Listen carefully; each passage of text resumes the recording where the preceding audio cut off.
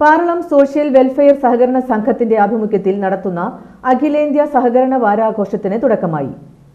വാരാഘോഷവും മുൻ പ്രധാനമന്ത്രി ജവഹർലാൽ നെഹ്റുവിന്റെ ജന്മദിനാഘോഷവും സംഘം പ്രസിഡന്റ് സിഒ ജേക്കബ് ഉദ്ഘാടനം ചെയ്തു.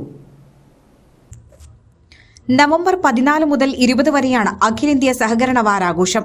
സംഘം പരിസരത്തു ചേർന്ന യോഗത്തിൽ Pazhoor Appukuttan, Bindu Ashokan, M Sethumadhavan, KR Chandran, AA Rappai, TK Raju, AR Jose, CR Velayudhan, Fancy Ando, secretary incharge Chinchu Madhu എന്നിവർ സംസാരിച്ചു.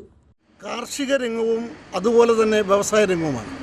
ഒന്നാം പഞ്ചവത്സര പദ്ധതിയിൽ കർഷകരെ കൂടുതൽ ഊർജ്ജസ്വലമാക്കാൻ, കർഷകരെ സംബന്ധിച്ചിടത്തോളം ആ കാലഘട്ടത്തിൽ കടത്തിൽ ജനിക്കുകയും കർഷകർ കടത്തിൽ മരിക്കുകയും ചെയ്യുന്ന ഒരു സാഹചര്യമായിരുന്നു നമ്മുടെ സംസ്ഥാനത്ത്, ഇന്ത്യയിലും ഉണ്ടായിരുന്നത്.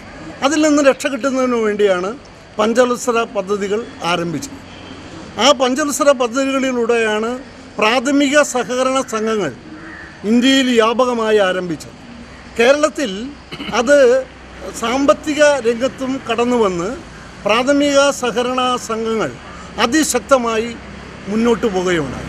ഇന്ന് ഇന്ത്യയിൽ ഏറ്റവും കൂടുതൽ സഹകരണ പ്രസ്ഥാനം എല്ലാ മേഖലകളിലും നിറഞ്ഞു നിൽക്കുന്ന ഒരു സംസ്ഥാനമാണ് നമ്മുടെ സഹകരണ പ്രസ്ഥാനം.